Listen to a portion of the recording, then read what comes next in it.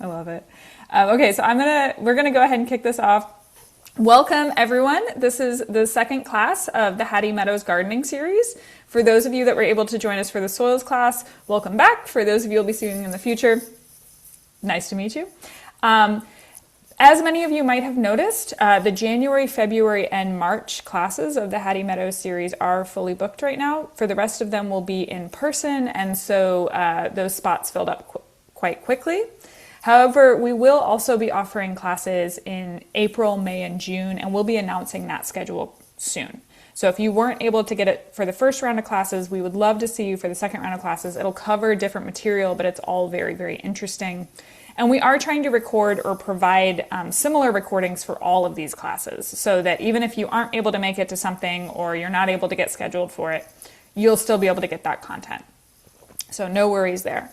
For today's presentation, we will be sharing the recording and we'll also be sharing Marcia's slides. I will also be sending around a survey afterward. Please do take time to fill that out. It helps us get even better and improve these classes moving forward.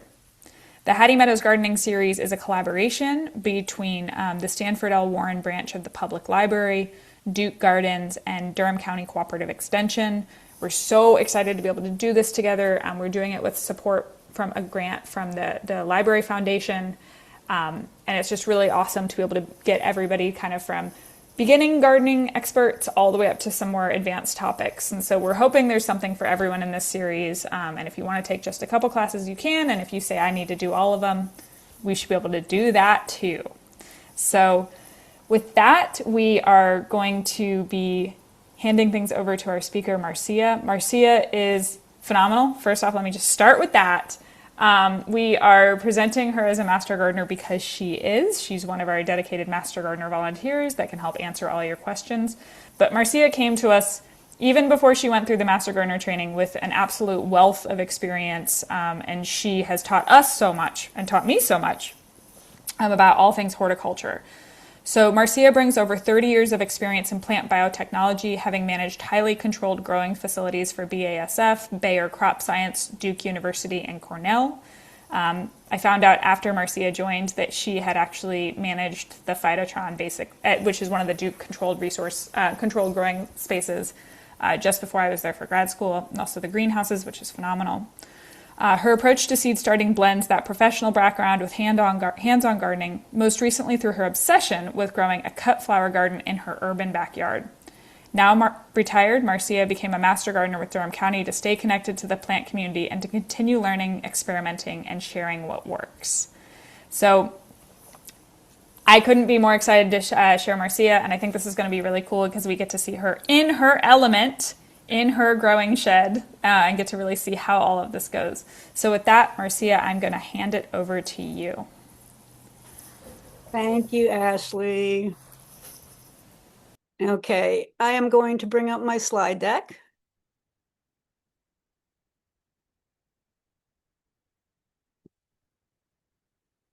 And I'm just so thrilled to be able to do this. Because this is something that I love. Seed starting is one of my passions. It's because all these seeds are so different, and germinating them is like it's like you have to understand them to get them to respond to you. So that's my little thing to do these days is like, okay, what is it that you want? What is it that that you're looking for? And I try to give it to them. So I wanted to focus we have the way that this series works is that we have 45 minutes and then a 15-minute break and then 45 minutes and then question and answer. And I figured we would do the first 45 minutes just on seeds, talking about seeds. And then on the second part, we'll do more hands-on stuff. And I'm going to show you my facility here and show you some soil blocking and talk about seedling care. So, so why is it that we want to grow from seed to begin with? For me, one of the biggest reasons is to just to start my season really early. So on this slide right here, you're looking at sunflowers on April 25th, which is something that you never see. Most of the time you see sunflowers maybe on Mother's Day in May, but you can really sort of jumpstart your garden if you get your seeds going like right away. So that's one of the reasons. Another reason is diversity. If you want stuff that you just don't find in the nurseries, this is a way to do it. Um, Getting varieties that you can't find. Okay, so you can find a tomato plant, but you can't find the interesting varieties that you might want to grow. Same with flowers, same with that's a loofah. You might want to grow a loofah. You can't find those plants. Um, Hold on, I just need to do one thing here. I'm so sorry. And then you have total control over your plants as well. So you can grow them chemical free and you know what you're getting. So that's really important. And then there's abundance. I mean, you can grow so many plants. You can be that person in the neighborhood that has so many plants, and you'll have to have a plant sale in the very end because, what are you going to do with all those plants that you're growing? You look at a package of seed and you get 40 to 80 seeds for under $5, or you can get one plant for $8. I mean, it's a no-brainer that way. Um, the other thing is you don't have to sow all 40 or 80 seeds in one time. You can if you want that many tomatoes, but you can also succession plant. So, you can sow 5 one week, 5 another week, and then that way you're harvesting all throughout the season. So there's benefits that way. Um, oh, sorry. I'm having a little screen issue. If you could just hold on just for a second here. There's, um,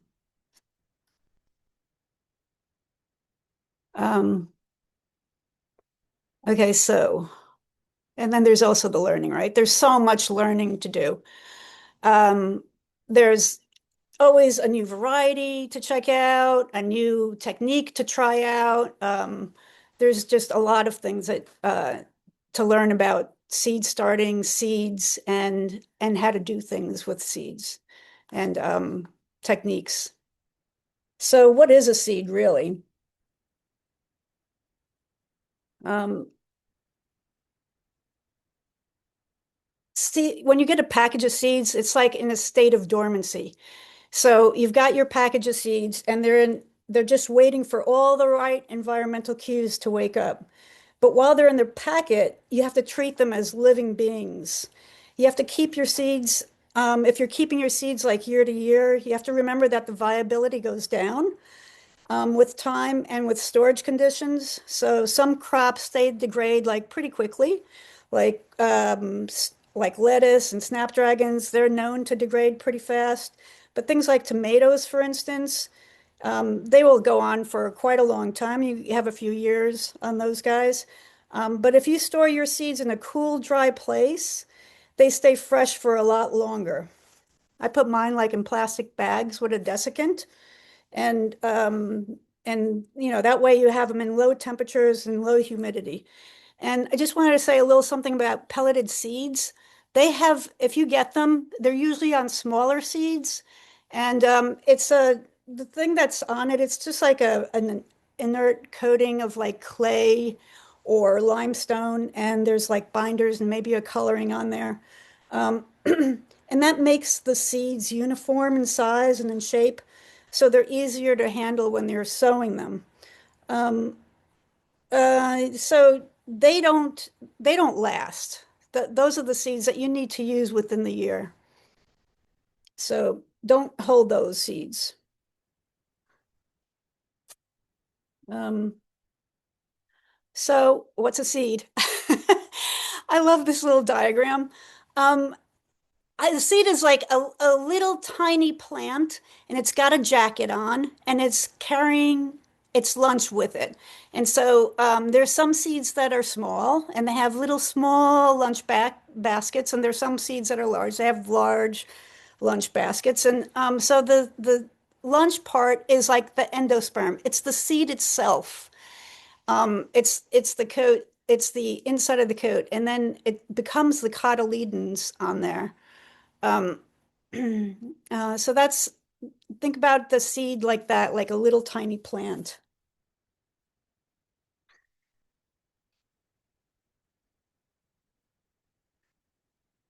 And it's really dormant and it's just waiting to receive all the right environmental cues. And this is a very short list. There's only a few things on it.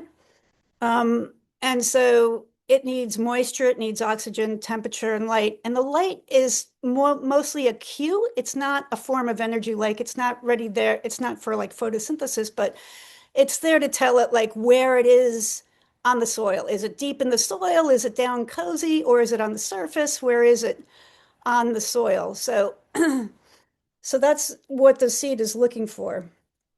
And each seed knows how deep it wants to be planted, where it should germinate, how fast it should grow.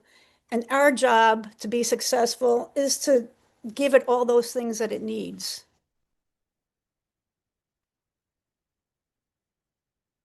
So, you know, no seeds, no two seeds are alike.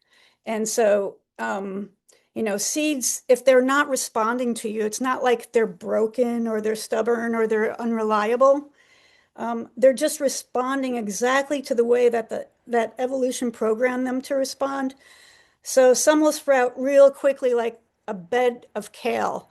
Like you just plant them very shallow and you give them some water, some fertile soil, and they just grow for you. And then other things like this rose um, requires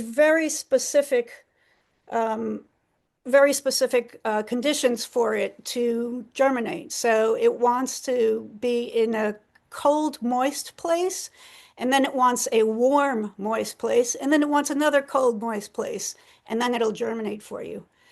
And then, the thermopsis is something. These are all like native plants, and I find that native plants are those things that want very particular things.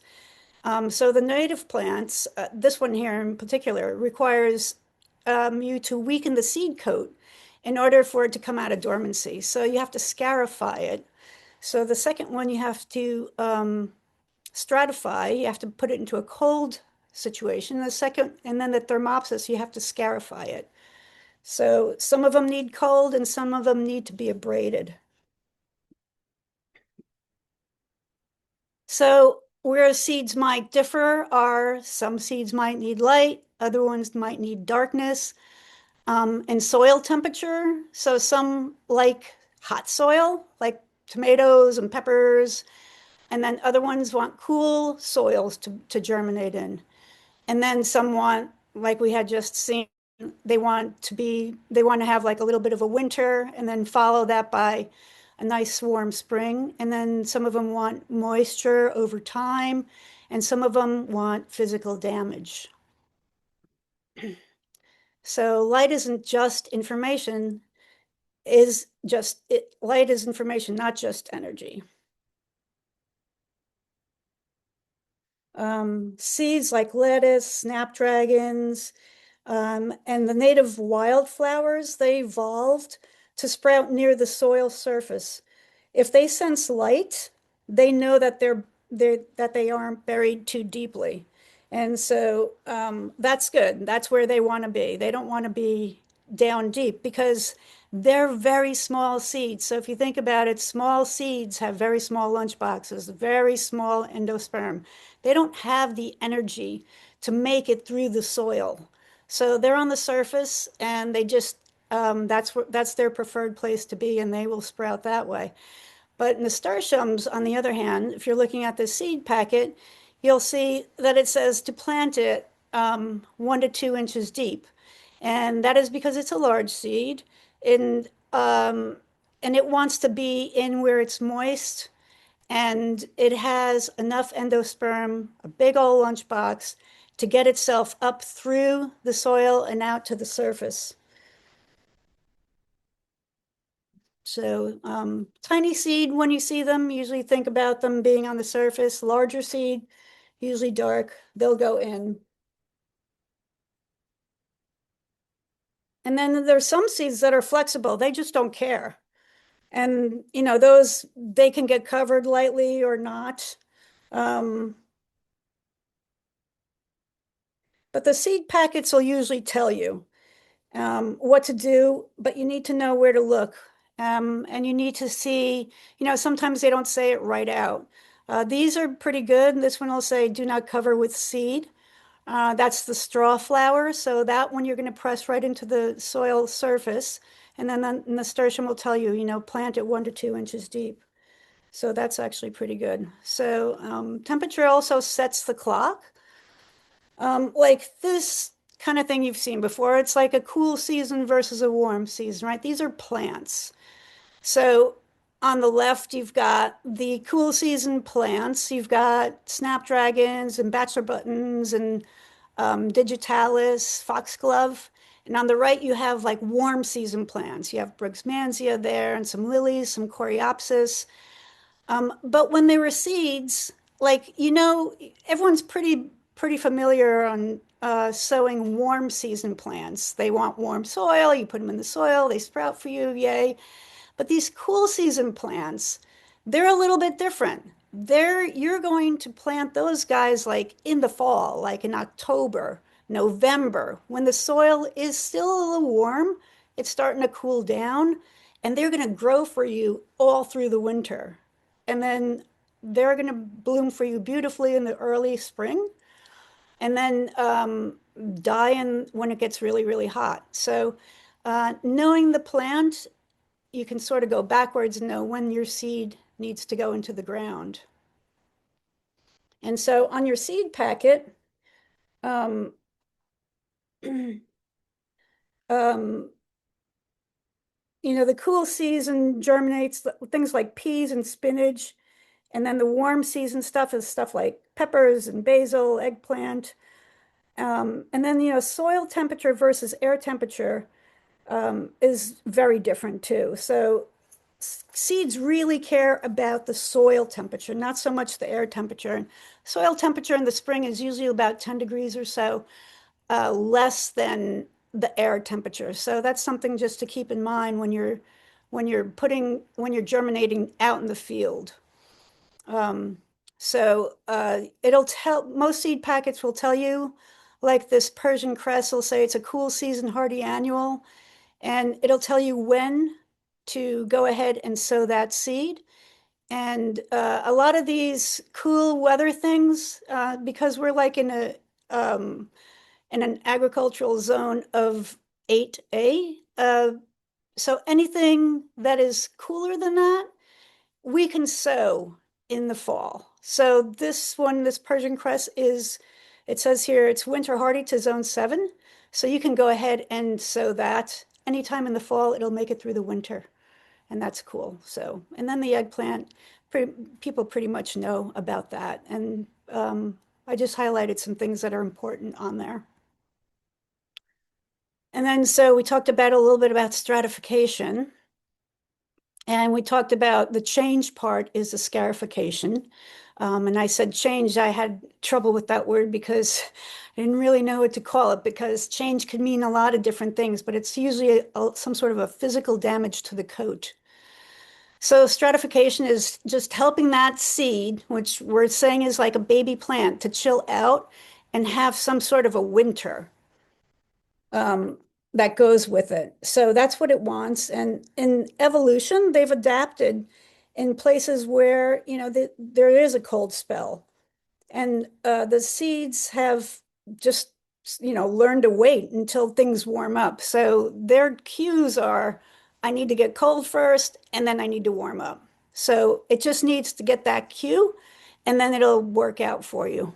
So what does stratification look like to the gardener? This is kind of it. So these are seeds that I pulled out of stratification just pretty recently. And so what we do is we take what they want is like a cool, moist area, a place to be for a certain amount of time. And that certain amount of time is, you have to find that out. They're all a little bit different. And as I was saying earlier, it's usually the native plants. There are some domesticated plants that want that as well, but the native plants really seem to want this a lot. So some of them want like a month's worth, some of them want 60, some of them want 120 days. So there's a lot of difference in them, and you just have to sort of read up on them. But you take either sand, vermiculite, something, moisten that, put your seeds in it, figure out how long you're going to keep it in the fridge in a normal fridge setting, which is like 35 to 40 degrees Fahrenheit, and keep it in there for that amount of time, and then pull it out, and then you sow it, and you get pretty good success. And the seed packets will also tell you this. Like, so this is Gara, and it'll tell you down here, it says a short period of cold stratification can hasten germination. So that's good. Scarification. So what is scarification? It's that little seed trying to take off its jacket, and it's trying to take off its jacket because it's a pretty thick jacket, and that seed is uh it needs to get moisture in it. So, how does it, like in nature, it would do that like by thawing and freezing, or if a bird might eat the seed, it'll go through the digestive system and sort of abrade the jacket, and then once it lands, it can pick up some moisture. So, um, we're not going to be doing that. So this is the way that gardeners do it. You can take some seed and actually cut them with scissors. You can take them and abrade them on some sandpaper just to scratch up that jacket so it can receive some moisture. And then sometimes they'll tell you to actually put it in boiling water. And again, your seed packet, if it's a good seed packet, will tell you that. So here are some seed packets. This one is for a hibiscus, the roselle, and this is like that tea that you would drink. And it says right on it, it says to speed germination, soak the seeds overnight in water or abrade lightly with sandpaper. So I did soak those seeds, and I have some back behind me, and I can show those to you. They're starting to come up. And then on the gourds, they'll say may benefit from scarification. They don't tell you how, but I can tell you, like in this picture, the guy with the scissors, those are gourd seeds, and he's cutting that end. I have abraded them before, and I have not done anything before, and abrading them definitely gives you better germination. So scarification is a good thing. And I hope these words don't scare anybody. They're just words that we use. And that's just our shorthand for like what we need to do with these seeds. So this is a package that I really like. And this is basically, how to read a seed package. So here you've got your variety name, you've got your crop name, you've got your Latin name. And I think that's really important on a lot of plants. If you don't have your Latin name, I think it's difficult to know exactly what's in there unless you really trust the company that you're dealing with, and you trust those seeds. But if you don't know anything about them, I don't know if I would go with that. And then the days to maturity from seedling, your plant height, your germination test, which I love. I see that. The other day I got some seed and it said germination 50%. And I was actually kind of surprised at that, but it told me I need to sow 2 seeds per pot if I want one. So that was a good piece of information for me. So at the back of the packet, it'll tell you when to seed start, like all your information's there, when to start it, and then when to transplant, and if you're going to direct seed it or not. The expected days to germination at the listed temperature. So, it always gives you a range, like this one is 7 to 10 days, and it all depends on the temperature of your soil. So the cooler the soil, usually the slower the germination. And then the estimated time in trays from seeding to transplanting, and then the preferred environmental conditions for the developing seedlings. That's all important stuff. Days to germination and days to maturity. This is more of like a ballpark number and not really a deadline, but I like to look at that on seed packets and get a really good idea of like, is this something that I can do within a season? Especially things like for watermelon and squash, things that are like really long season. You don't want something, even some sunflowers. I mean, some of these are like over 100 days. That's a really long time. So you have to sort of take that into consideration.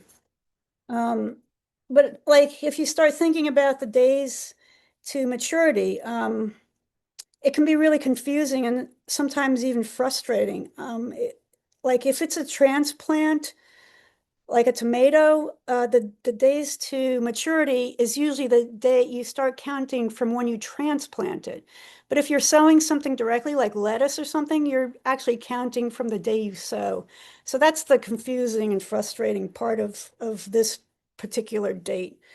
And I think, maybe we can tighten this up sometime, the science on the seed envelopes up a little bit too at some point. Um, let's see. So what am I missing here? Okay, so like, okay, on this one in particular, if you were going to have like, say you're going to have a radish party, right? You're going to have a radish party and you're going to sow this, say your radish party is on April 21st. And you're going to have like, I don't know, 10, 20 different types of radishes. Um, you're going to get all your packages together. You're going to look at your calendar, get your calendar, look at April 21st, and just really literally count backwards. So you go back 29 days. And so you end up like in March, like you end up like in, that's like March 23rd. And then, like, just to make sure, because there's a lot of things that can go wrong too. There's things that can stall this, like your soil temperature and different things like that. So you would do a little succession planting. You might plant like 10 of those radish seeds on the 19th of March, 10 on the 20th, 10 on the 21st. Do a little succession just to make sure that your party is like a success with those radishes. And you would do that with each variety. Just look at your calendar and go backwards and then get them all in there. But the succession planting part is like really key, especially when you have like this package has 600 seeds in there. So yeah, just succession plant is like really kind of a nice thing to do. And like I was saying earlier, like you really do need information. Like this isn't just pepper, it's this particular pepper. It's the Kitsana Shizitsu pepper, and it's a hybrid. And I'll talk a little bit about hybrid in a little bit, but notice that the hybrid, there's only like 10 seeds in this package, and that's particular to hybrid seeds. They're usually a little bit more costly, and you get less in the package. But it gives you a lot of information, but uh, a name is everything's on there that needs to be on there. A name's important. And then you look at this package, and what is this package not telling you? This one was, it's very confusing, right? So this package is, um, it just says purple coneflower. Nowhere on there does it say it's Echinacea purpurea. And you're thinking, okay, well, maybe it is, maybe it isn't. But then you get a little confused because on the front of the package, it says container variety, 24 inches. And you're thinking, okay, well, maybe it's a cultivar because it's short. But then you look on the back of the package and it says the height is 30 to 42 inches. So then you start wondering, okay, so which piece of information is right? And you just don't know. So there's a lot of guesswork here. And I think, to me, it's you get something like this, and with this species in particular, I had just found out that the cultivars um, need a stratification period, and the species does not. So if you were to plant this and it didn't come up, you would feel like a failure, but really it never got the right environmental cues if it is a cultivar, which means that it would want to be stratified. So it never got the right environmental cues, and you didn't know that because it's not on the package, and it doesn't even say that it's a cultivar. But so to me, it's kind of a waste of resources and time and money. And I would try to stay away from something like this if it doesn't have particular information or confusing information. If the information is confusing, there are other companies that will have all that for you. So, hybrid versus open pollinated seed. Um, I think this could be a little political sometimes. There are a lot of the gardeners want open pollinated seed, but neither one is good or bad. They're just different. And hybrid seed, they're very uniform. The plants will be very uniform for you. There's a lot of consistency. They're very predictable in size and growth, and they all sort of do the same thing. The yields are usually higher and they're a lot more disease resistant. But the open pollinated ones are they're pollinated naturally. Well, the other ones are also pollinated the same way. But these are pollinated and you get more genetic diversity on these, and the plants they vary more from another. Uh, and they also evolve better to a spot. So if you have like some sort of a niche area, this would be a good one to, it would be good to have this. It'll sort of work well after a few generations in that area. So as a gardener, choosing the right seed for what it is that you're looking for. So for a hybrid seed, you're not going to be saving any of the seed because it's not going to be true to the parent of that. It won't be like the seed that you got. And it's best for the gardener that wants like a reliable, repeatable result, and you're not going to be saving that seed. But that seed in particular, that F1, that's great. And then the open pollinated one, that'll be true. And so you just have to sort of choose the one that works best for you if that's something that you're looking at. And also the hybrids, as I mentioned on that seed packet, they're a lot more expensive. There's only 10 for like $5, whereas the other ones you get a lot. So, I mean, the take home message is that seeds really don't fail. They just follow instructions. Um, and, if you understand that part of it, then, it's not a mystery at all to go. So I was thinking we could break here. Is this a good breaking spot? Yeah, I think that sounds great. We have a couple of questions that maybe we can go through just before our Yeah, break because they're kind of on yeah, these topics. And I think a yes, lot of this will be covered in the second half, but yep. I'll leave that up to you as well. There was a question about whether you'll be covering anything about direct seeding in the second half. Out in the field, Yeah, I think so. like seating outside? Yeah. Yeah, not really. It's going to be mostly about transplants, only because of the time. Like right now, you can't direct seed. You can direct transplant right now, but you really can't direct seed. Okay. Um, And yeah. I think So, we have other ways of sharing that information. So we'll just put like a tab next to that in our brains. okay. And for seed storage, there were questions about kind of what is the best way to do that and what desiccants might people use. Yeah. Yeah. So I like a desiccant. Like, so you can buy, um, a lot of people say rice, blah, blah, blah, but I like the desiccant that comes in a pouch and you can dry it out by putting it in the microwave, and it has a color to it and it tells you when it's wet and it tells you when it's dry. I love that because it gives me feedback. Nice. So I like it because I stick it in my bag. I have a plastic bag and I can share that with folks. I put it in the plastic bag. Should I do that? Sure. Let's see. What do I do here? Stop sharing.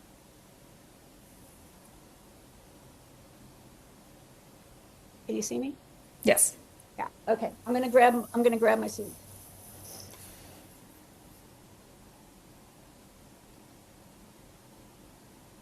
We're seeing approval of the fridge method. Yeah.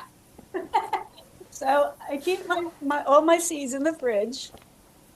And I have a bunch of these plastic bags, and all the plastic bags are different types of seeds. But here's my desiccant. Can you see that? I can't really see me here on this. Yeah, I see it now. Here's a desiccant. You see, it's got a little blue thing. And when it's blue, it tells me that it's dry. And if it turns pink, it tells me that it's wet. And then I take this little pouch and I stick it into the microwave. And then it turns blue again, and I stick it back in my bag.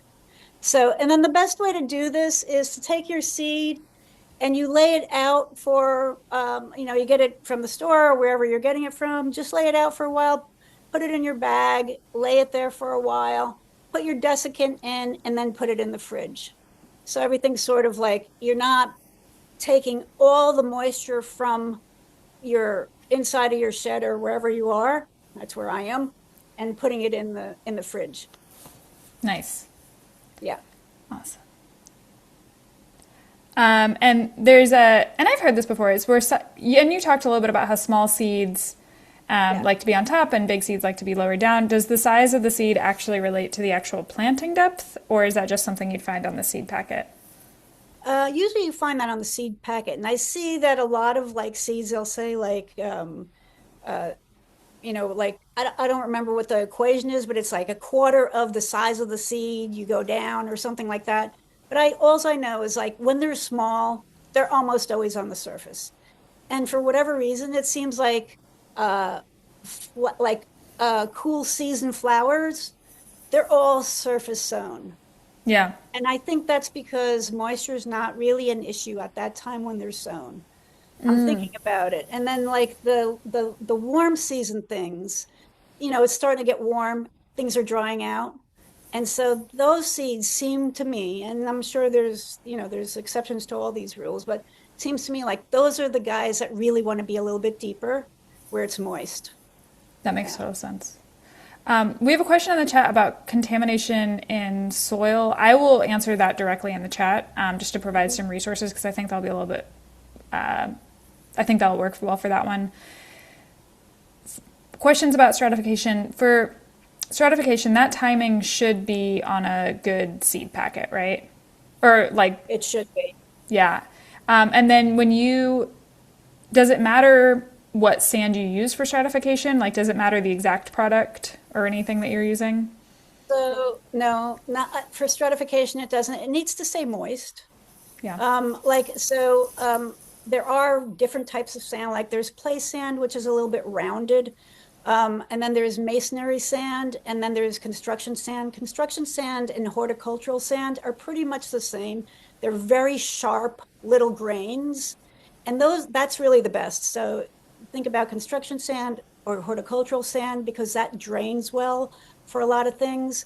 But you can use, because it's in a plastic bag, you can use play sand, you can use and construction horticulture. I wouldn't use masonry sand because that's very, very fine and that tends to like bind up like concrete, and that's not good. So it'll say like if you go to one of these big box stores, it'll say masonry sand or construction sand.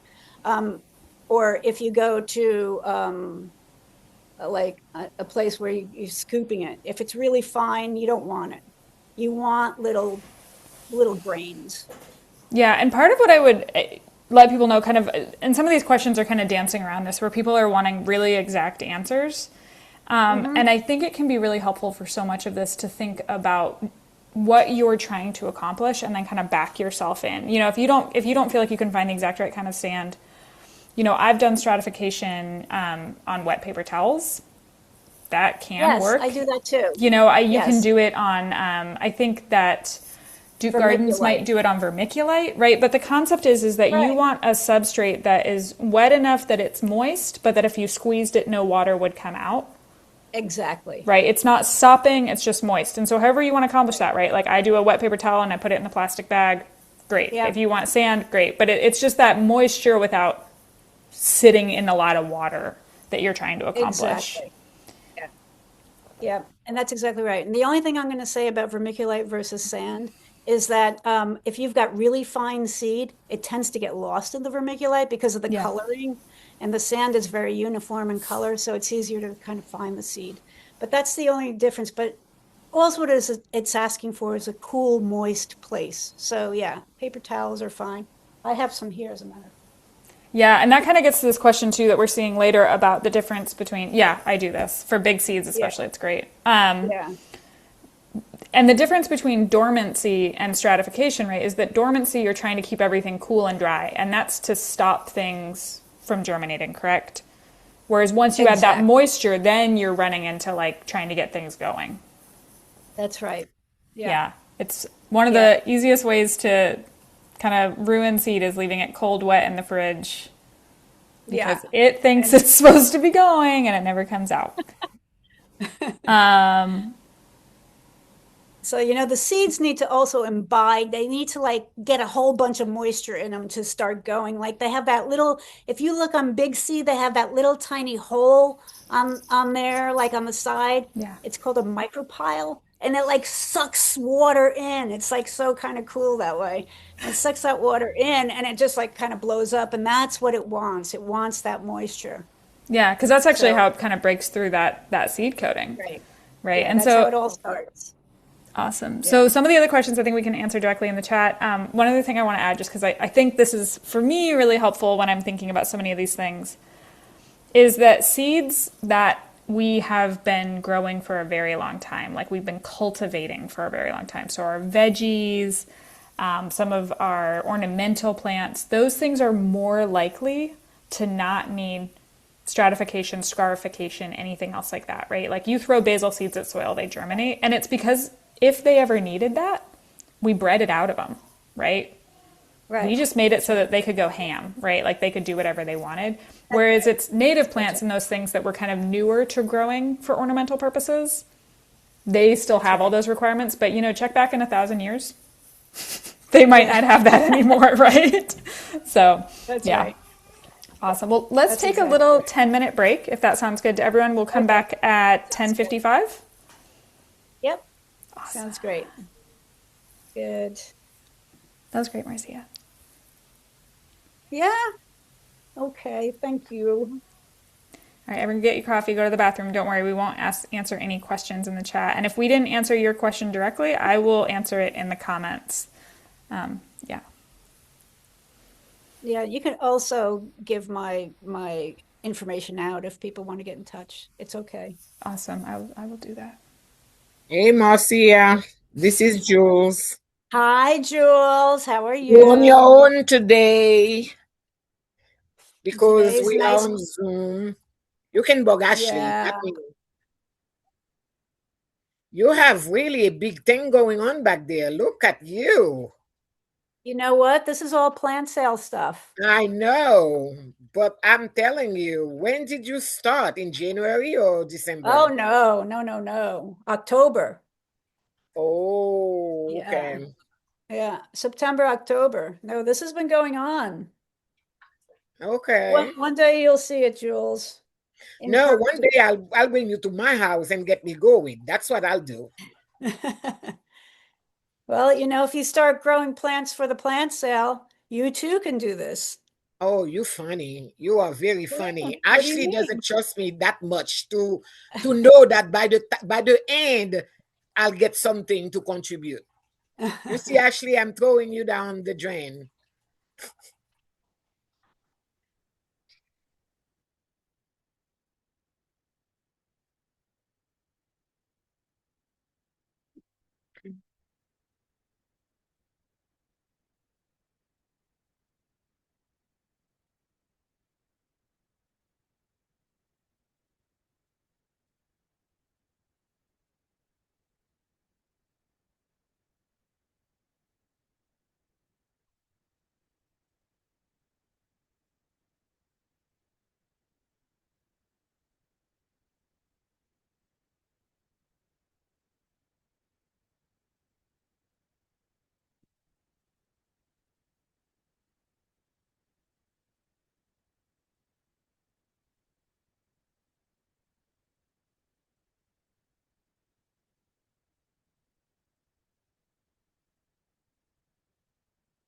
Oh my God. So,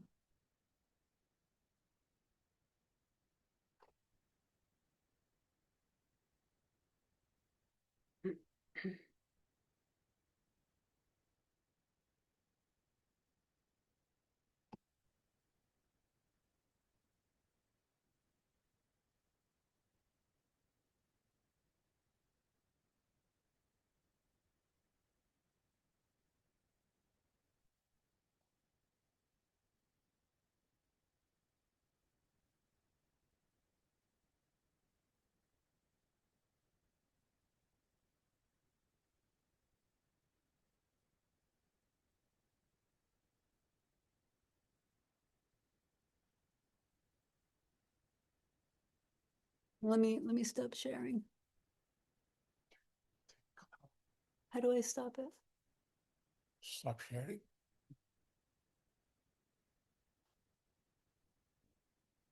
See, come on. Let me just do this. No, let's do this. I'm not gonna lose it. No, I don't want to lose it. Okay. Let's go. I'm scared.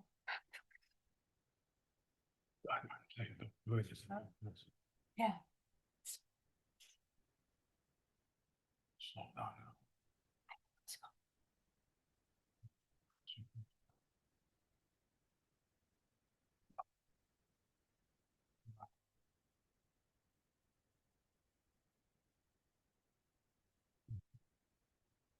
Okay. Um,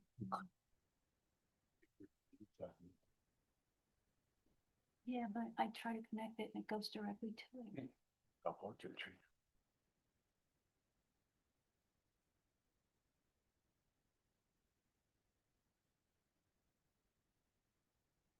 So here, pins are so cold, I cannot press.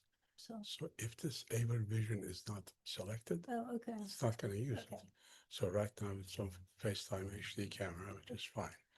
All you have to do is just that. Okay. So I'm going to do this.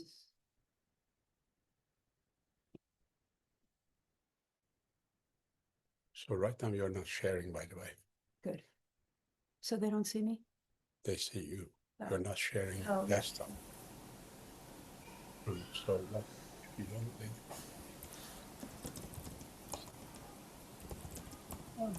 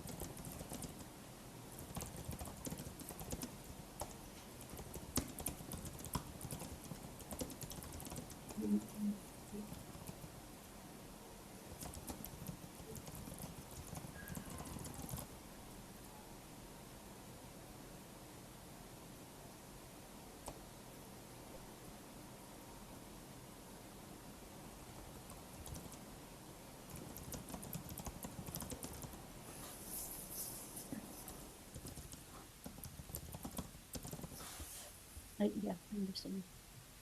Yes.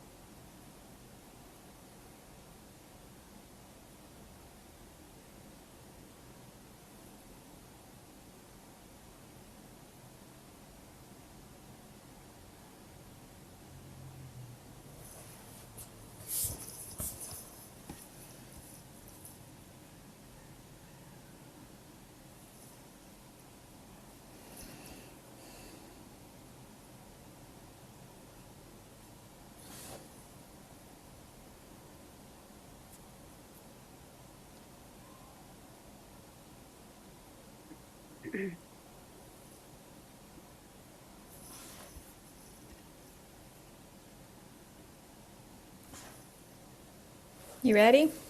Yep, I'm on. You guys on? I think we're mostly on.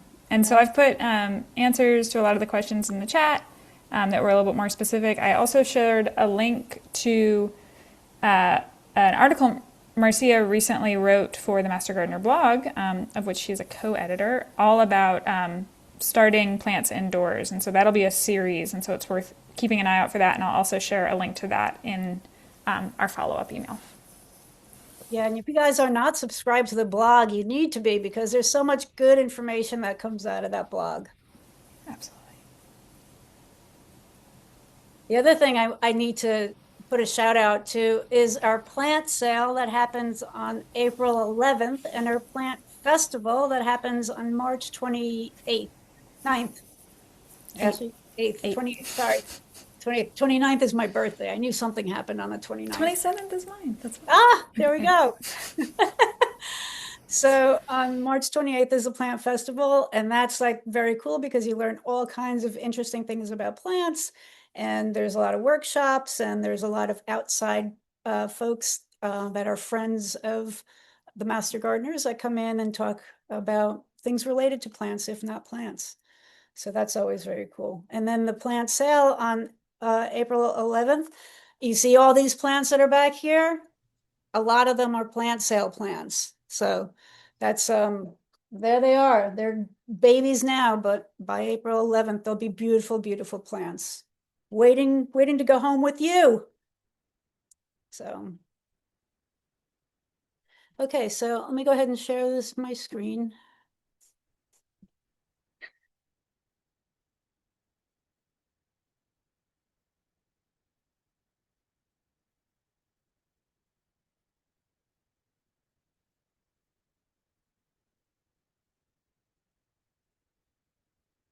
Okay, so now we're going to talk about seedlings. We've talked about seeds, and we'll talk about seedlings now. And I had mentioned that, you know, the list of the things that they need to germinate are pretty short.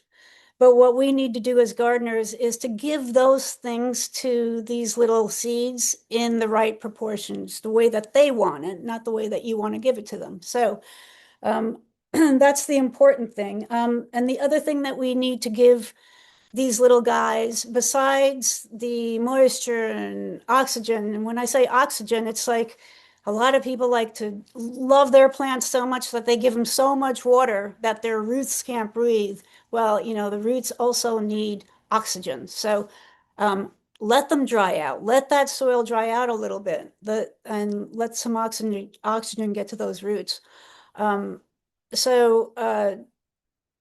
dry on the top and then wet, and then but the other thing that they need is stability, right? So they need a good place to sort of hunker down, and an undisturbed time, and a good seed to soil contact. So that's really important. So that's what we're going to talk about moving forward. And the stages of germination are, everyone's probably seen this slide a million times in their textbooks, but always very interesting. You've got the very first stage where it's sort of in the ground or on the surface, and it's just taking in tons of moisture and really sort of getting going. And the very first thing that comes out is a radical, and the radical will turn into a root. And like on these larger seeds, you can see where, that endosperm, that lunchbox is really important because it's got to push itself out of the ground. And so it needs a lot of energy to do that. Now, think about if you have like a rocky soil and there's a rock right on top of that, it's not going to push out. So the type of soil that you have is also important. You don't want like pebbly things and stuff. You want something where it can easily get out of the ground. So it emerges, and then you've got your cotyledons, and the cotyledons are the first leaves that come out. They're not considered true leaves. That's where, like, so when you have your little plant inside of its jacket with its lunchbox, it's got all of the energy to do that part of it, where you've got the cotyledons and the roots. All of that energy is right there. It doesn't need any other energy at that point. And then it puts on true leaves. That's when it starts making its own energy by photosynthesizing. It's also now has roots, so it can start pulling moisture up from the ground. So this is what a root looks like, the anatomy of a root. And this is like the very tip of the root. It's like the last centimeter of the root. I don't know, there's something about these roots that I love.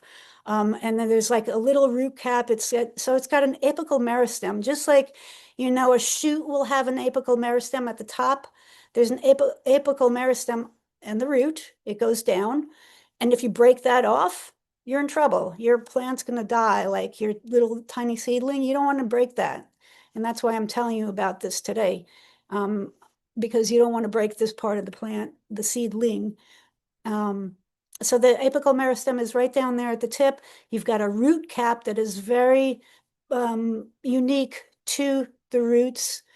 And then you have the area in the middle, and that's called the area of elongation. And that's where the cells just sort of make that root grow.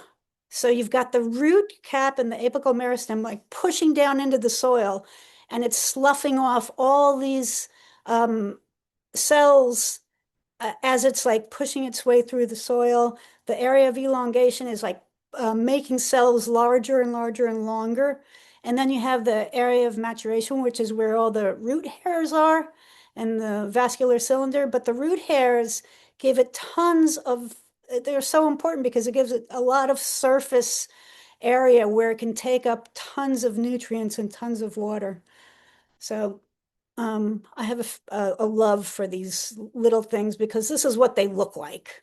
There's like little tiny radical coming out, and you get your little tiny tip, your area of elongation, and then your the back end, which I always feel like is like the back end of the house. You got the front end, and then the middle, and the back end. And this is a nice picture of it. You can actually see like that tip is like pretty bold, it's going to get ready to go. This is just a little tiny 6-day-old seedling on the Arabidopsis. And you see all those root hairs. You can see how there's so much more surface area with all those root hairs.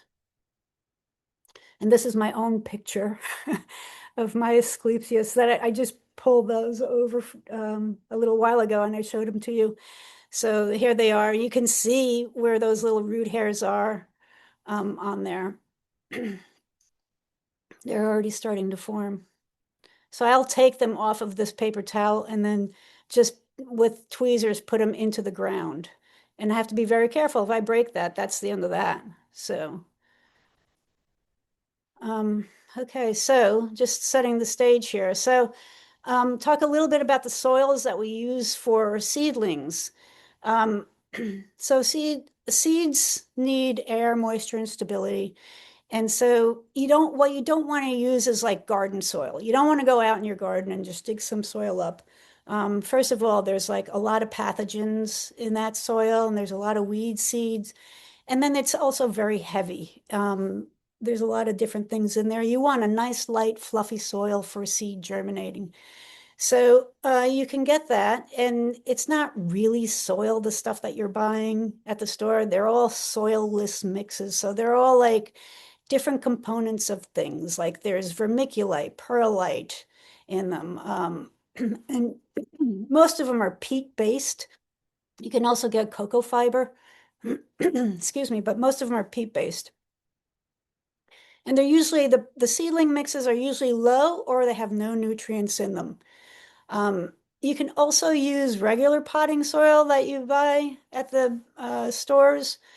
But that's usually designed more for larger plants because it's a little coarser, and there's usually compost in there, and there's larger pieces of like forest products in there, like bark and that kind of stuff. And there's also some what they call starters. You'll see that on the package. Usually it'll say with starter. That means fertilizer. So it'll have some fertilizer in there. I don't like it with little seeds and seedlings because it tends to burn them sometimes. So I like the no or low nutrient. But I do use potting mix sometimes, or and I'll take a sieve and go ahead and put it through the sieve to get a very, very fine mix. There's a lot of different containers you can use to grow seeds and seedlings, pots, plugs, and then there's soil blocking, and we'll talk about each of these. Nursery pots or individual pots, biodegradable pots. These are okay. They're easy to use. They're very forgiving for your seedling because it's got a lot of room, and they're also very forgiving for you if you're especially if you're going away or something, you water them, you come back 3 days later, 4 days later, and they're still in good shape. They're good for larger seed. They retain moisture, and they're mostly, if they're plastic, they're reusable, so you can clean them and reuse them. The things I don't like about them is that it takes up so much soil. So like you're buying that soil, I don't know, it's like $15 for a bag of soil, and it goes really quickly if you're doing a lot of plants like I'm doing. So I don't necessarily like that. I also don't like it because it takes up a lot of room under my lights. And it's also very slow to dry. So it's easy to overwater your plants. And then there's also the plastic part that I'm not crazy about, but there are benefits. And then there's plug trays, and these are great because they come in a lot of different sizes. Like you can get some, when they sell them, they'll say 72 tray or 50 tray. That means how many little plugs there are.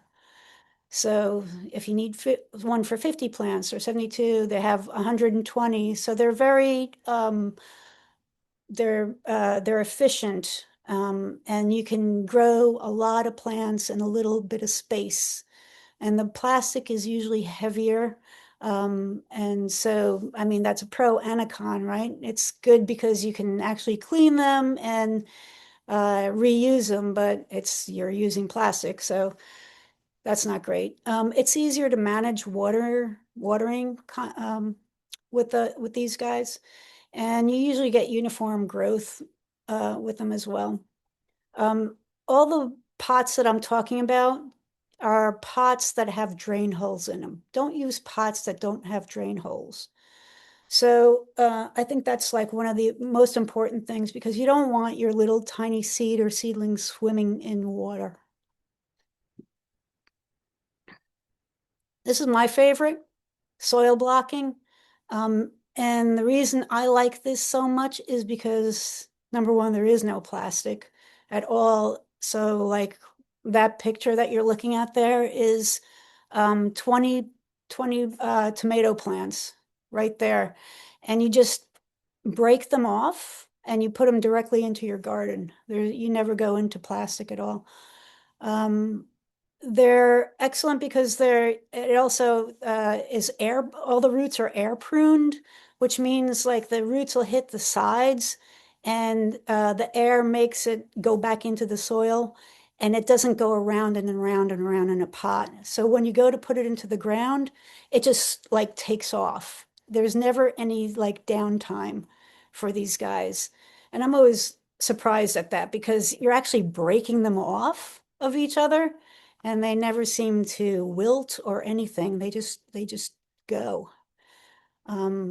And then there's also really great moisture balance. They don't take up any space under your light carts, so you can grow thousands and thousands of plants if that's what you're into, which I kind of am.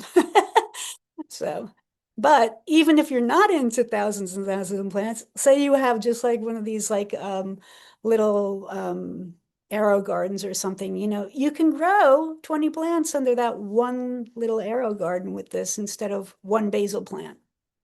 So that's another good way to use that. These are some other items that you would need or would benefit from. So a 10-20 tray without holes. 10-20 is that's what the industry calls them. It's 10 inches across and 20 inches long, so they call it a 10-20 tray. So they have them with holes and without holes, and the ones without holes are great because you're going to be bottom watering all of your plants. So this is the way you're going to do that, is with a tray without holes. And the 10-20 is good because it's conserves on space as well. I like a thin spouted watering can, and I like that because I use it for soil blocking. And the thinner the spout, the better for that. A mister for those small seeded crops that you're going to be using. I need toothpicks in a seed cup, and that is for soil blocking. Also, you can pick up your seed with a toothpick and put it directly into the pot instead of like shaking it in. And then the other thing is, you guys know, masking tape, painter's tape, a UV resistant permanent marker. Okay, so I've gone a lot of different ways with this, and I'm sold on the UV resistant permanent marker. I used to use a Sharpie, and then like, I don't know, 2 months under the lights, you can't read it anymore. I've used pencil, and the same with pencil. It's just difficult to see sometimes. So I go with a UV resistant permanent marker. And then tray labels, of course. So the advantages of soil blocking: no plastic pots, no overseeding, no overwatering. You're using minimal soil. I mentioned the root health of this. You can see in this picture, the roots are starting to come out, and that little plant right there is ready to go into the ground. It's done. It's faster germination because it is a smaller amount of soil and it warms up quickly, so it's not cold and wet. There's no transplant shock, as I was mentioning, and the seedlings are all uniform. And for me, it's a very meditative task. So you're sitting there and putting the little tiny seeds in the little tiny trays, and it's very, I don't know, you can just listen to a podcast, you can do, have your mind go in a million different places while you're doing this, and it's just very relaxing. So love that. So when you're seeding, just make sure that your whatever container you're going to be using, just make sure that you label it, and you moisten the soil before seeding. So get that wet. So one of the ways to do that, well, actually, the way that I like to do it is I like to put it into the containers. Like if I'm using a plug tray or a pot or something, I like to put it in there dry and then wet it because it goes into the little containers easier if it's dry. and then wet it. And the reason you want that to be moist is because there's a lot of air pockets there. And you want all of that to go away. So you want it nice and moist, and then you'll see that the soil will go down. You put more soil in there, you wet that down, and then you press your seed firmly into that growing medium, and that gives you really good contact with the soil. And as I was saying earlier, those seeds, the very first thing that they're doing is pulling in a lot of that moisture just to get themselves going.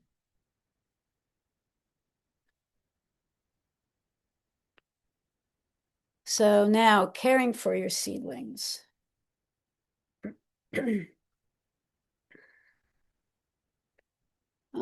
So we're talking about lighting, water, and fertilizer.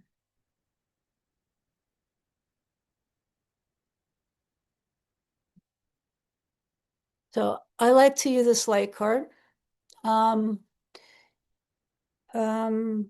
What I find is that windowsills are they never provide enough light at all for your garden plants. And so a light rack lets you control the light distance, the duration of the light, and the consistency of the light. And then good light really does saves you a lot of time and a lot of frustration later on. So light will become the limiting factor. Once your little guy is like up and out, that's the very first thing that you have to start thinking about is, am I giving him too much light or not enough light? So this is that Persian cress. I showed you a picture of the seed packet earlier. So I sowed it on January, I don't know when I sowed it, but this is a picture on January 8th. And I kind of starved it for light on purpose to get this picture because I needed it for the blog. And so I starved it for light, and that's what it looks like when it's starving for light. It's like reaching for the light. It's not that it's weak. I mean, you can see the stems are pretty robust, but they're searching. They're like searching for the light. They couldn't find the light. But you can never really recover from this. So they're growing kind of sideways. And then even if I gave them good light afterwards, they just don't recover because they get floppy. And you can see that, this is just the other day, I took another picture. I had to compost all these plants because there's no recovery here. It's not like I can bury them in deeper. They just wouldn't survive. So I had to compost them. So that's some, your plants will tell you if you have enough light, too much light, not enough light. And this is telling me not enough light. Can also have too much light. So I have quite a few woodland species, and woodland species don't want very much light at all. And so this is a Silene and an Aguilegia. And so the Silene, you can see it's showing all kinds of crazy symptoms. First, you see the leaf scorch. You see the little tips are all burnt. But you can also see like the veins are on the leaf itself is, sort of chlorotic, and then very deep green on the other parts. That deep green is like indicative that it's getting tons of light, and it's just not keeping up. It's way too much. The inner nodes also, you can see it's like very compact. It should be a little bit, the leaves are small. And if you touch this plant, it's very leathery. So these are some of the signs that you would see. And on the Aguilegia, you see it's a little on the purple side. Again, really short inner nodes on this Aguilegia. It just wasn't growing at all until I reduced the light on it. And now they're starting to look a whole lot better. And I can show those to you in a little bit. But yeah, you can get too much light. So what they really need is even lighting. They don't need just bright lights. Like sometimes you go to the store And people are advertising like, this is like a really good, strong light. Well, seeds and seedlings really don't need that. Like if you're growing like some big crop and you've got big mature plants, you might want some big, strong light. But seeds and seedlings, they don't want big, strong light. They want adequate light, and they want uniform light. So what you don't want is like if it's way too close.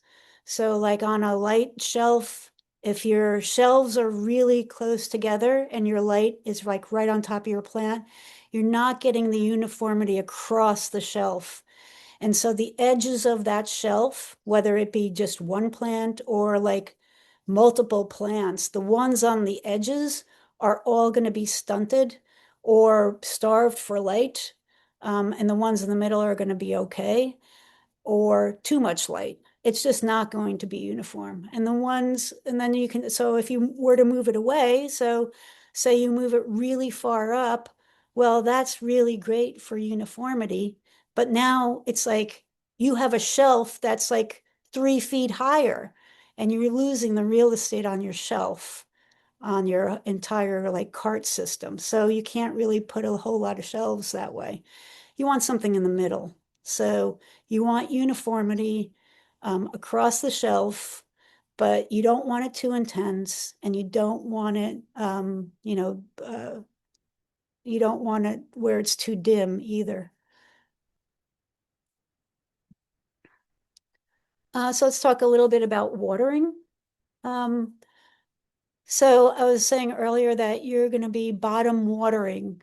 And so the way that works is you just really, like in this picture, you have this tray of all these nice little lettuce plants. You just remove one of the plants, and you've got your 10-20 tray underneath without the holes. And you're just going to put your water in there. And because your little pots all have drainage holes, it'll pull the water directly up into those drainage holes. And that is the best way to water. And the reason for that is, number one, you're not displacing anything on the surface at all. And you want to try to actually keep the surface of your pot dry for disease reasons and for pest reasons. So you want to keep that as dry as you possibly can.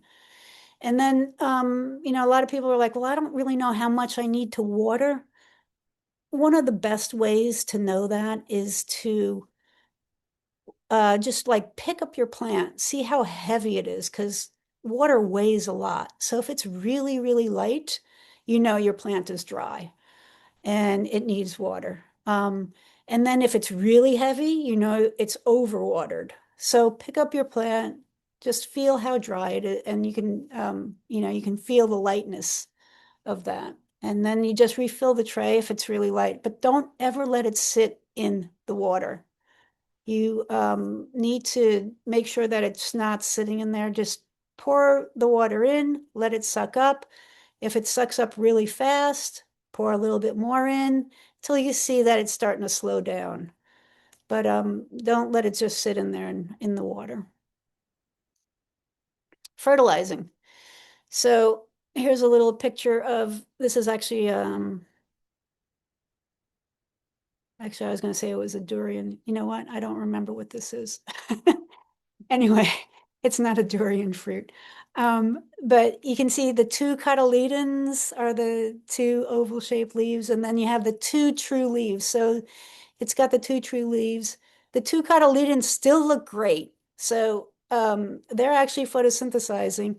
I might not even at this point give it fertilizer, but you can give it fertilizer at this point.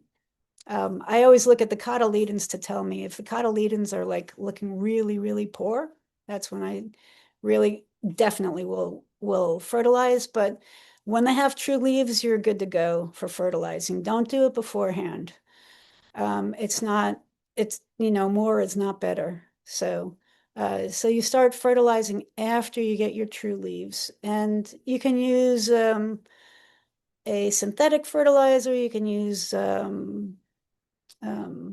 biological fertilizer, a natural fertilizer. any of these will work. At this point in time, when they're little babies like this, to me, it doesn't really matter because the plant actually doesn't know the difference between the two. It's really, I start using organic fertilizers when I get out into the garden because it's really, the organic fertilizers are great for the soil, much more so than for the plant. The plant is going to take up nitrogen, potassium, phosphorus. It's going to take it up as a chemical or as organic. But your soil out in the garden would really benefit more, and all the biology in the soil would benefit more from organic than a synthetic. And so when I'm under light carts, I usually go with the synthetics, only just because it's so much easier. And don't go with a time released because they take too long. Go with a water soluble or a liquid fertilizer. And then just use a very dilute form of that. So whatever is on the back of your container, just do like a quarter or a half strength of that and apply that once a week.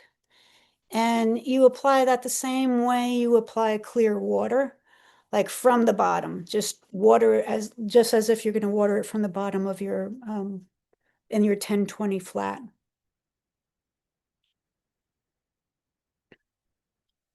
So most seedling problems that we have going on under light carts inside the house, you can control them. They're mostly cultural. And so I'm going to go through a few slides that talk about some of the problems that can happen on your light carts. So the best practices are like sanitation. Keep things as clean as possible. So you always start with clean containers and tools. I know it's really tempting sometimes to just go get those plastic pots that have been like sitting around for a long time and just reuse them. But really just take a few minutes and go and clean them out really well. A little dish detergent, some water, a little bleach is always great, or vinegar as a disinfectant. And I use bleach myself, just like a little 10% bleach, just to dunk it in there and then pull it out. And that kills pretty much everything. And then properly store your stuff. Like don't leave bags of soil open because your fungus gnats will find it and they'll go and lay their eggs in there. And then it's like, oh my gosh, you're actually like putting the eggs of fungus gnats into your pots. It's so defeating. So don't do that. And I know all these things from doing it. So I'm telling you, it's not worth it. Remove anything like that's on your cart. Like, don't get too sentimental over it. Like, there's some things that might be there. It's like, I just can't throw that out. It's like, yeah, sometimes you don't need to keep it.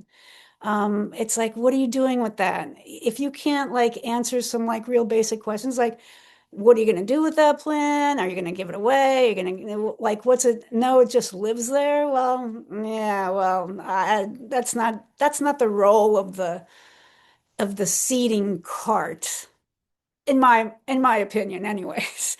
I mean, you can put your house plant there in the winter. That's legit. You're going to do that.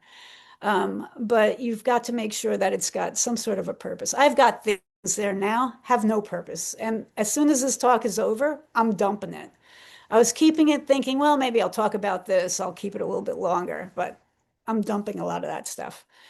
And then avoid letting soil stay constantly wet. Constantly wet soil is just, and I can't tell you sometimes where these fungus gnats come from. It's like spontaneous generation. They just like show up. They're there and they're in your house. They just show up. But they love wet, moist soil. That's what they love best. And that's where they'll live. So keep your plants well spaced and well lit. And then clean your trays in between use. So let's talk a little bit about fungus gnats because I keep talking about them. You can have different kinds of pests, especially depending on how you use your cart. Like if you're keeping house plants on there, you're going to have different kinds of pests like aphids and maybe scale, different things, especially if you're keeping your oranges or something like that under there, your citrus. But if you're just doing like seedlings, you're definitely going to have fungus gnats. So this is a life cycle of a fungus gnat. It's got four really distinct life stages. There's the adult that's just really annoying. It's just flying everywhere. It's not really hurting anything. It's just annoying. You've got the eggs, and it lays its eggs like 2 inches, like the first 2 inches of your soil. And like one female can lay like 30 eggs in a clutch. I don't know if you call it a clutch, whatever you call it, like in a group. So one female, but they lay like 200 eggs a year, like in a lifespan. Well, so they're very prolific. And then you have the larvae stage, and you have like different instars of the larvae. You have little larvae, and then they get bigger and they get bigger and bigger, and they turn into pupae. And the pupae will live like sort of on the edge of your pot, like towards the edge of it. And then in 4 to 6 days, it will go back into a flying creature. But the damaging part of this entire life cycle is the larvae. And I've got some. I mean, I can show it to you. And you can see them in this little soil block that I have. There's two sitting right there, and they eat the roots. And that's why they're like not great to have. So some of the things you can do to get rid of these fungus gnats, first of all, prevention is key. Like if you never have them, just start keeping your soil dry, like from the very beginning. And I mean, yeah, you'll get some, but if you can, you'll always have some fungus gnats, but you don't want outbreaks, really. You can live with some, but if you have too many, they will kill your plants. The larvae will kill your plants. So keep your soil as dry as possible, and then always bottom water. Let the top of that soil dry out. Use the yellow sticky traps for the adults. Usually those sticky traps are usually for monitoring, but they do trap them as well. So you'll see that you do kill quite a few adults that way. And they're attracted to yellow as opposed to blue. So get the yellow sticky traps, not the blue ones. And don't leave them up forever either. Like leave them up for like 2 weeks and then replace them. A lot of people put them up and then they never go back and they're like, yeah, it's full of them. It's like, well, you got to replace them. So go ahead and replace them. And you can also, if you do it on schedule, you can start counting them. I used to do that in the old days, but I'm not doing that right now. I just say, yeah, there are a lot. There are a lot of them there right now. So, and then, as I treat and follow these practices, I can see if there's more or less. So that's a good thing. A circulating fan is really great. Circulating fan is great for the plants themselves. It makes them stronger because they're sort of being blown around. And they develop really nice, sturdy stems that way.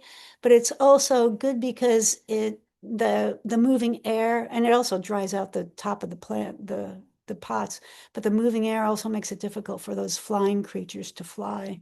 So great to have a little circulating fan.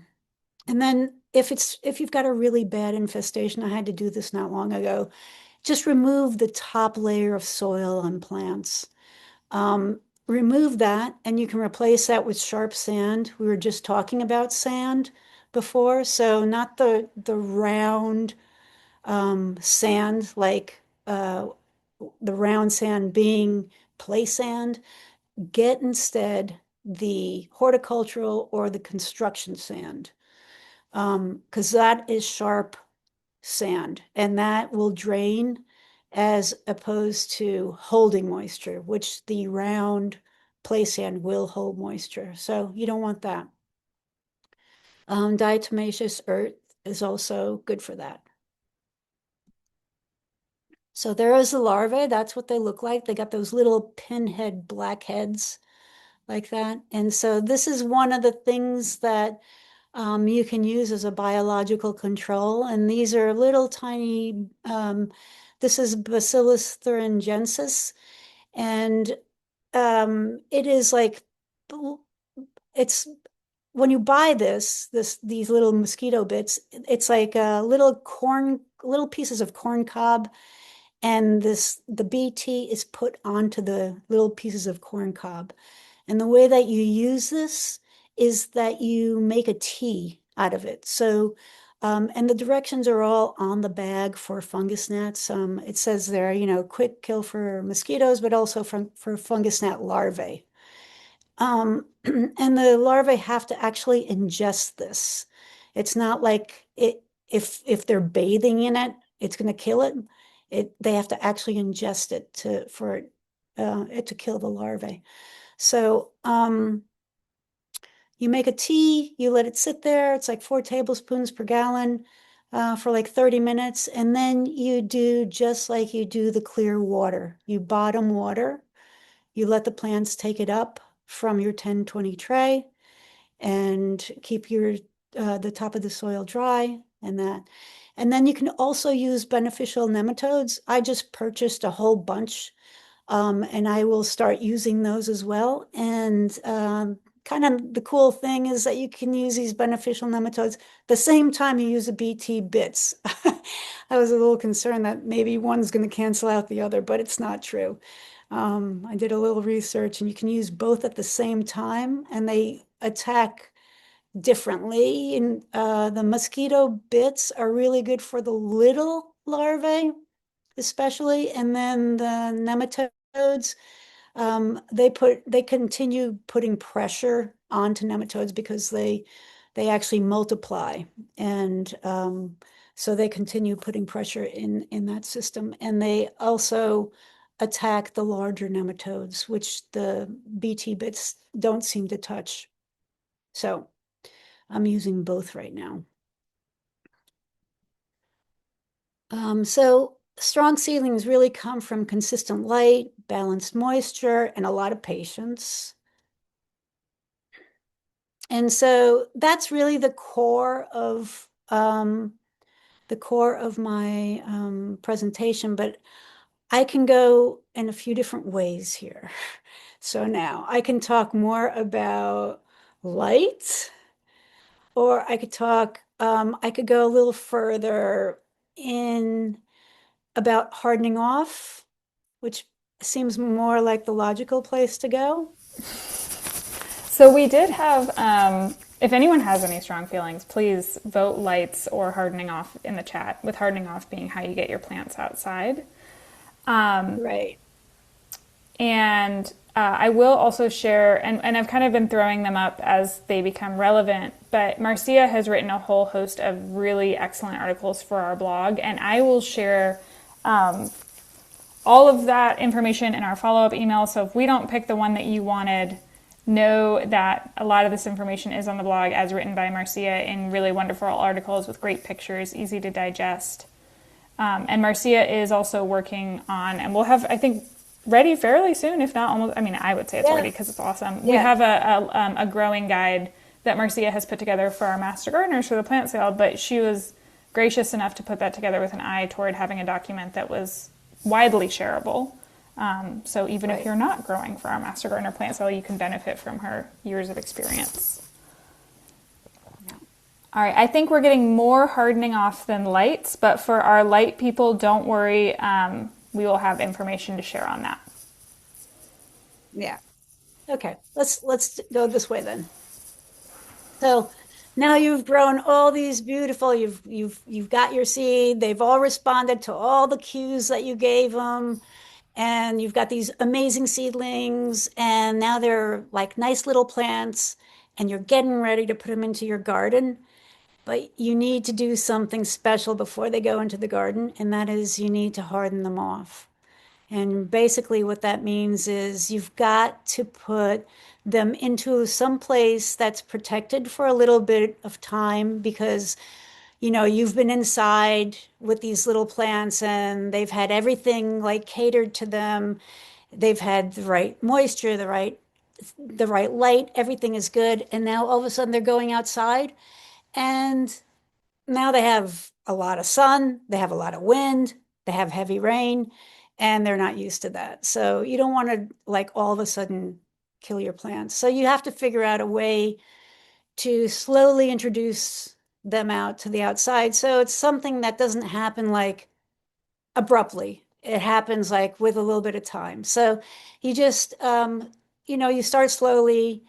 It's not, you're not going to do it like in a day. So you put them out at night, you take them back in because it's a little too cold. You put them out the next day, take them back in.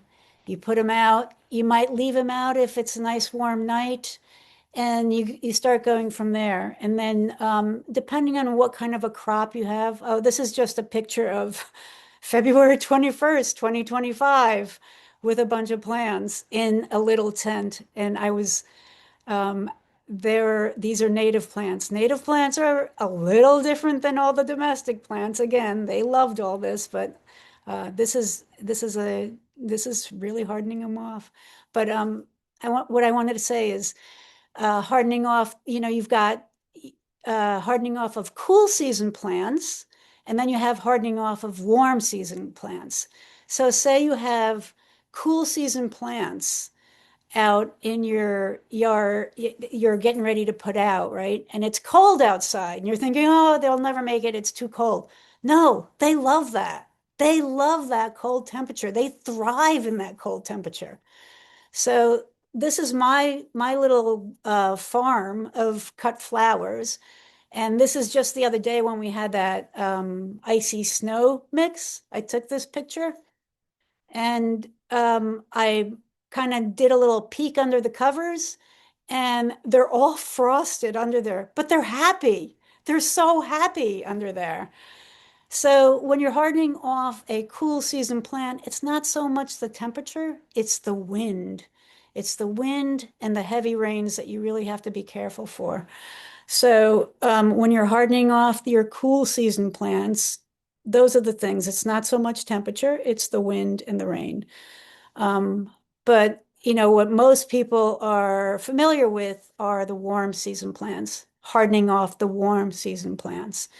So sometimes this can take up to 14 days. I think 14 days is maybe a little excessive, but it depends on what time of the season you're doing this. So if you're doing this like in March and April, yeah, it'll be about 14 days. But if you're doing it a little bit later, then, it won't take 14 days. But you have to remember our last frost date is like April. Well, now they're saying April 4th. I always go for a little bit later.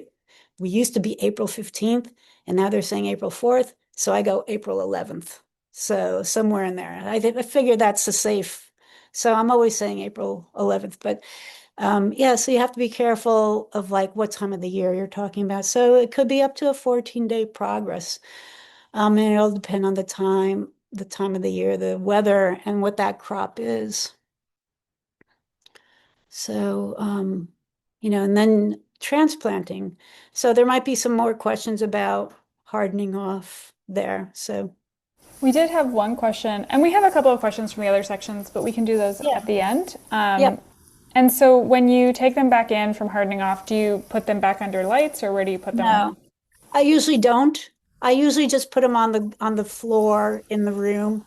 I mean, because usually when I'm putting them back in, they've had their daylight, right? You're putting them out during the day, and they don't need 24 hours of sun. That's like actually not beneficial for them because they do need a dark period. Because they're doing things during the dark as well and so they need that period of darkness. It's just as important as the period of lightness. So I take them in, put them in the dark, and then in the morning, get them up and out again. And you could even do things like, put them out a little bit earlier each time when it's a little bit cooler in the morning, but it's going to be warming up. So I'll just keep going to transplants. Okay. So it's all about getting the right plant, the right size, and at the right moment in the ground. So a lot of times people are like, oh, I'm gonna get the biggest plant I can find and put that in the ground. Well, that's not always the greatest thing. Like what you really want is a plant like you see this little guy here that he is just like dying to get into the ground right now. His roots are just popping out of his cell. He's just ready to like put all those roots down into the soil and get going. Now, if you get a plant, he's big, he's like the roots are coming out of the bottom. That's a plant that's going to stall. It's just going to stall in your garden for a month, maybe a month and a half until it gets moving because the roots are just going around in a big old circle. It just got too big. It doesn't, most plants don't like to be root bound like that. So just get smaller plants usually outcompete larger plants when they're in this stage.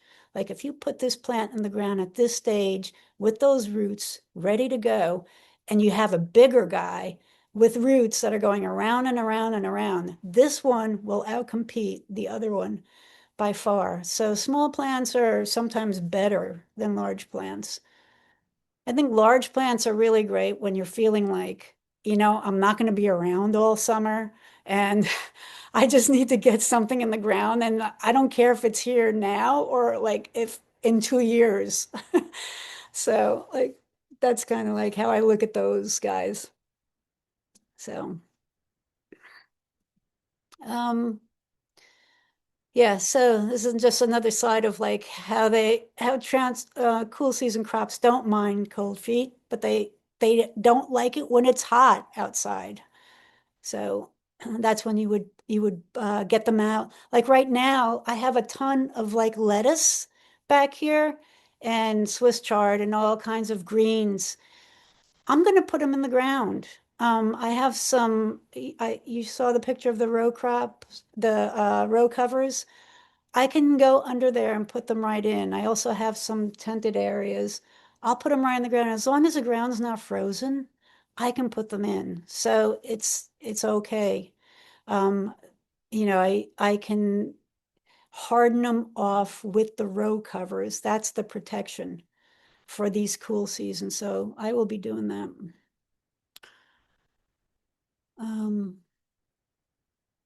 Yeah, so another picture of, warm season crops. And if you just transplant it at the right time out into your garden, they're ready to go for the warm season. Okay, I can take some questions. Awesome. And we do have one question in the chat, which is about what seed companies and supply places people like. And I invite everyone to just answer that because we are not technically supposed to give recommendations in most cases, but I bet the wisdom of the group knows the answer to that one. So we have a couple of questions kind of from the second half. Do you ever have trouble with mold when you're stratifying seeds in paper towels? Or do you have any tips for dealing with that? I haven't run into that myself. Yes. I have only when I keep them long for a really long time. Because I want every seed to pop open in paper towels. So the first ones I get them out there and I get them into the ground and then I put the paper towel back and of course I've got stuff on my hands and then they start to get nasty. So I will actually take those seed off and put them onto a clean paper towel and wrap them up. So I just transfer them That makes sense. onto a clean one. Yeah. For soil blocking, and again, we have an article I'll share about that with a lot of detail, but what medium are you using? Folks are saying they're having a lot of trouble finding just the right mix or keeping it kind of the right moisture level, or what are your tips on soil blocking and media? Yeah. So I do like, I'm going to stop sharing here and I'm going to show you stuff. Oh, hold on. Sorry.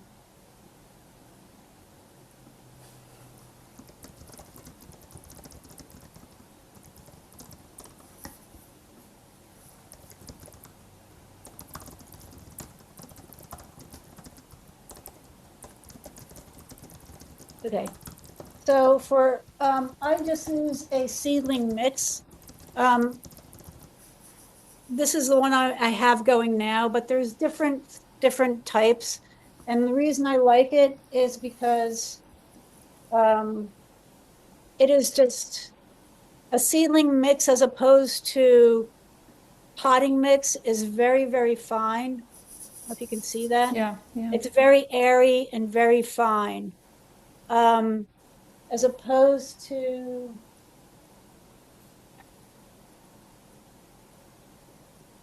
this, right? This is a potting mix, and you can see like these big pieces in here. And so I would much prefer a seedling mix. Now you can take the potting mix and a sieve.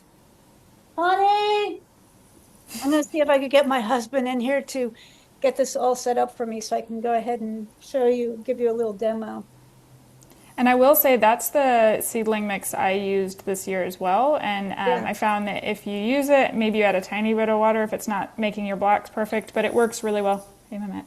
And I had good results with it as well. Yeah, that's good. I also use the I mean the Miracle Grow because it's in the big box stores, but and then if I don't have that other, so that seems to work just fine too. What I like about the seedling mix, it's dense. When you put it into the seed block, it forms a really dense thing here. Okay, good. So I have here, that's that mix. I'm going to make a block real quick.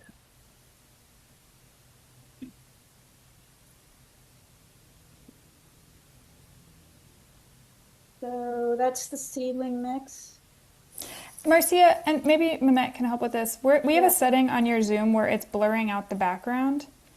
I don't know if that's worth trying to mess with. We're not using blur my background, Ashley. No, but wait. Okay. Maybe what's- I'm just seeing it that way. No. This What's is, that? yeah, that needs to be pressed. Autofocus. Yeah. Okay. Is that better? I think it's good enough. It's not focusing as well as it should. So right now I'm pouring water in it. Mm-hmm. I don't know if you can see that.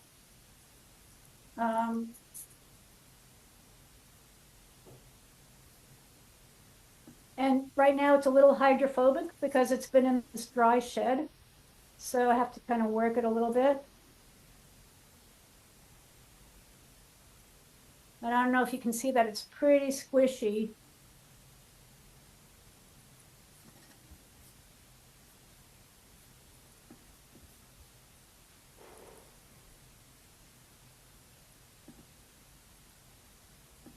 Okay. So now let me get a rag. Where's my tray? Okay. Now I take my block.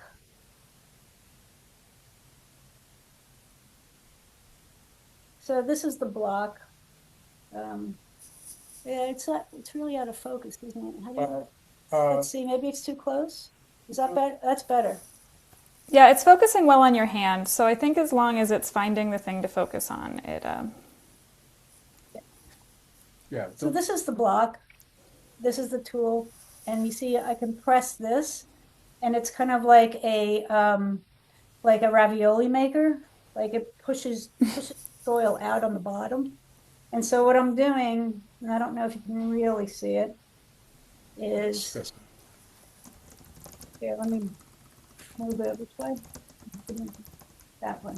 Okay. And so what I'm doing is like rocking this back and forth in my wet, really it's very wet soil. Just rocking it. And then going underneath it like this and scraping off. So, Can you hand me that tray that's over there?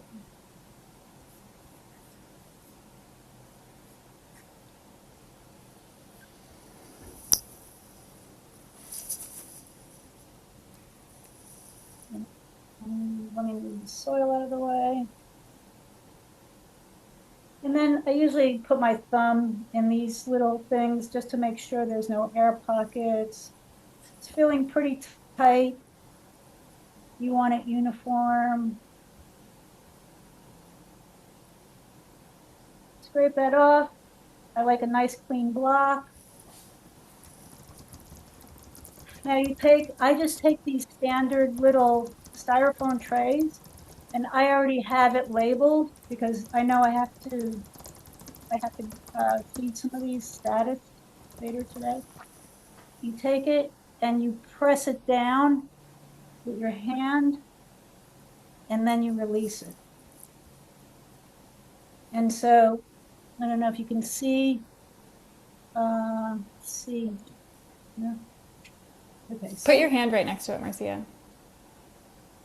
Oh, I thought that would get it to do it. Okay, never mind. But yeah, I think we can see the idea. I don't think it likes the darkness. Yeah, it doesn't like the soil. Yeah, it doesn't like the soil. It's focusing on your hand line. Yeah. So, but that's it basically. And you've got 20 little blocks there. And then what you would do, yeah, there's a toothpick on it. That's blurry too. Okay, so then what you would do, what happens if you pull it up?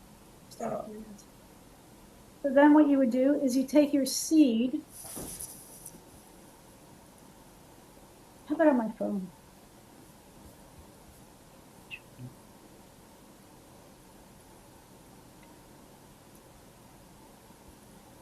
We're going to try one other thing.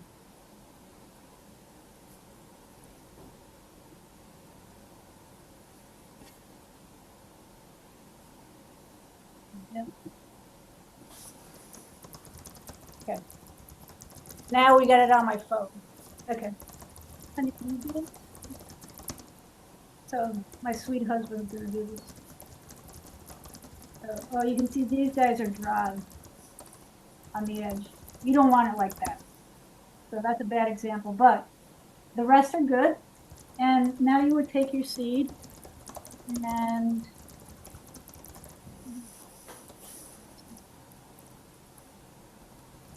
I will be sowing this stuff, status. I put my seed in a little cup. Oh, you know what? The seed is in an envelope. So take the seed, go to the envelope.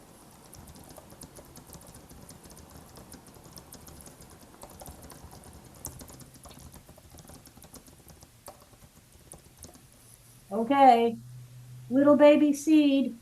I know right away, not much of a lunch there. So it is going to be a surface sown seed. And so I take my seed and my toothpick, I wet it. Show me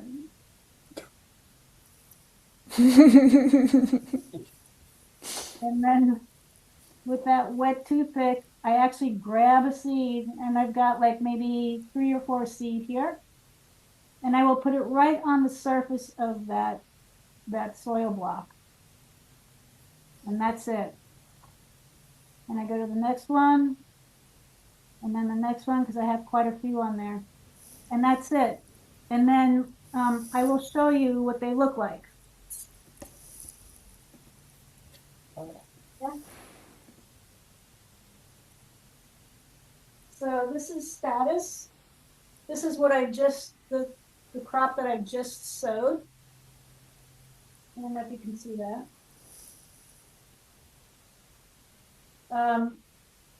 And so this is a tray that holds 100 plants.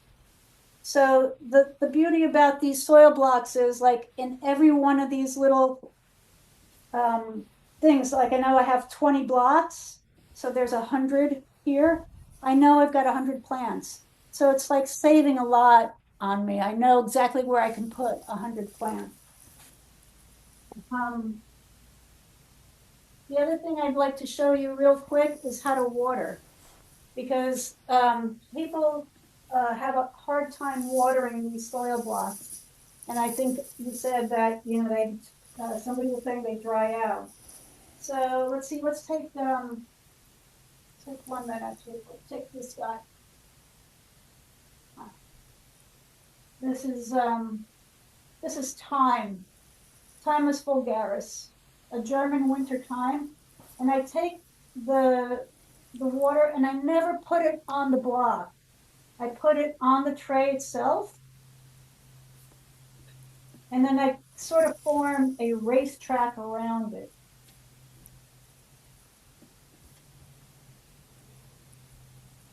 So never directly put water on the block because it'll degrade your block. And then it gets sucked up from the bottom.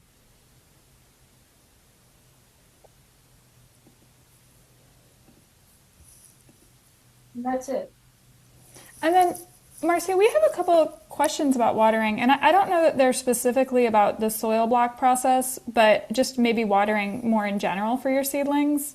Yeah. Is there a remedy for accidental overwatering? Or should people just plan on restarting things if they were overwatered?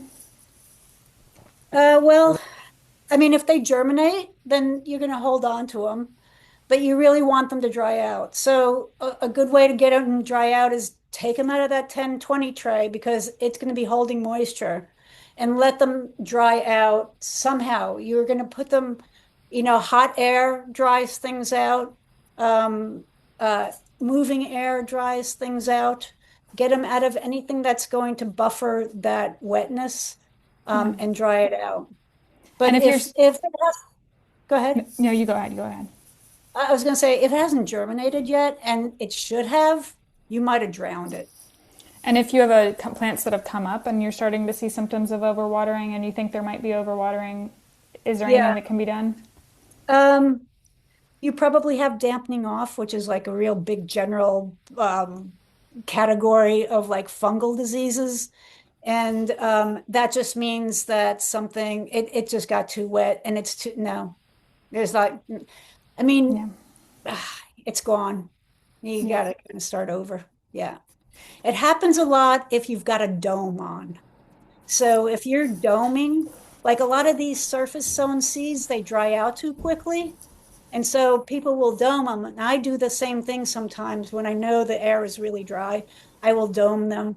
But as soon as you see germination, you got to take them off because they will dampen off. They will not break out. So you have to do that. Yeah. For watering in trays, someone's asking, should the plants suck up the water in 2 to 3 minutes, or how long do you expect them to see them? Yeah. It should like suck it up in 2 to 3 minutes. And then you can put a little bit, if you feel like, I feel like it might be a little dry still, put a little more water in there. If it's not, just pour it out. Just pour it right back out. Yeah, that's a great point. But it's better to err on the side of dry than too wet. Absolutely. I feel like most plants I see that have really struggled, it's more likely that they were overwatered than underwatered. Yeah, because we get real especially excited. master gardeners. Yeah, we love them. People love to love their plants. Yeah. I'm the same way. I am an overwaterer. I have to stop myself all the time. Yeah. And then one last question about fungus gnats. Have you ever seen problems with fungus gnats in open plots, like in community gardens or more open spaces? No. Yeah, they're kind of a greenhouse problem. Yeah, they're an indoor problem. As soon as you get your plants outside, they're gone. They don't live outside. Yeah. So if you have like tomatoes, for instance, it's okay. You plant them in the ground, no big deal. They're going to go away. You don't have to do anything. Awesome. Now, it's all about being in this nice, cozy environment. That's what they want. Well, we're getting so many great comments. People loved the demonstration. Very informative talk, phenomenal. Everyone seems to really enjoy it. And so thank you so much, Marcia. Oh, yeah. No, thank you. I hope there's a whole bunch of seed starters out there, and they're going to be making all these beautiful plants, and we get to see them in beautiful gardens. And yeah, we want to hear about your successes. This is awesome. We do. So again, we'll be sharing all of those follow-up resources, including the veritable library of articles Marcia has written all about these things. And we'll be sharing that probably later today. If I get tired, it'll be tomorrow. So thank you all so much, and everybody stay safe and stay warm. Yeah, stay warm. Thank you for the opportunity, everybody. Thank you. Bye.